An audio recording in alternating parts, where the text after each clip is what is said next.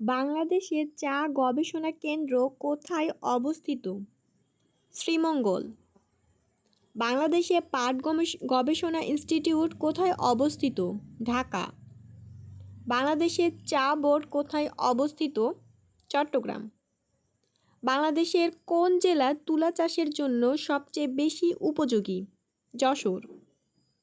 একটি কাঁচা পাটের গাইডের ওজন কত? 4.5 মণ। বাংলাদেশের প্রধান অর্থকরী ফসলের নাম কি? পাট। পাটের জিনোম কে আবিষ্কার করেন? মাকসুদুল আলম।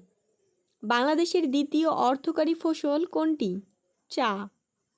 বাংলাদেশে অর্গানিক চা উৎপাদন শুরু হয় কোথায়? পঞ্চগড়। নদী ছাড়া মহানন্দা এটি কিসের নাম? আম। বাংলাদেশের কোন জেলায় রেশম উন্নয়ন বোর্ড অবস্থিত? রাজশাহী। নাইট্রোজেন গ্যাস থেকে কোন সার প্রস্তুত করা হয়? ইউরিয়া। ইউরিয়া সারে নাইট্রোজেনের পরিমাণ কত? 46%। ইউরিয়া সারের প্রধান কাজ হল গাছকে সবুজ ও সতেজ রাখা। বাংলাদেশের সর্বাধিক চা বাগান কোন জেলায় অবস্থিত? মৌলভীবাজার। বাংলাদেশের কেন্দ্রীয় গো প্রজনন খামার কোথায় অবস্থিত? সাভার, ঢাকা। বাংলাদেশের কোন অঞ্চলে গোচারণের জন্য বাথান আছে? পাবনা এবং সিরাজগঞ্জ।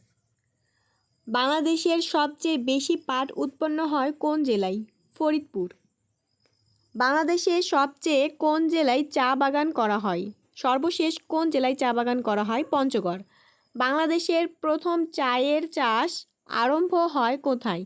সিলেটের মালনীছড়ায়। বাংলাদেশের চা গবেষণা কেন্দ্র কোথায় অবস্থিত? শ্রীমঙ্গল।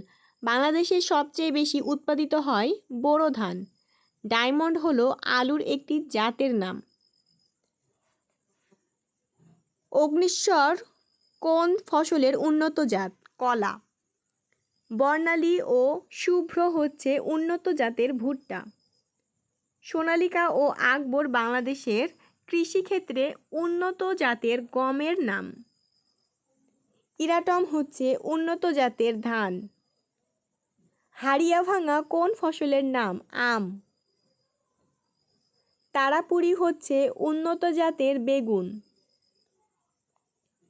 বাংলাদেশ ভারত যৌথ নদী গবেষণা কমিশন গঠিত হয় 1972 সালে।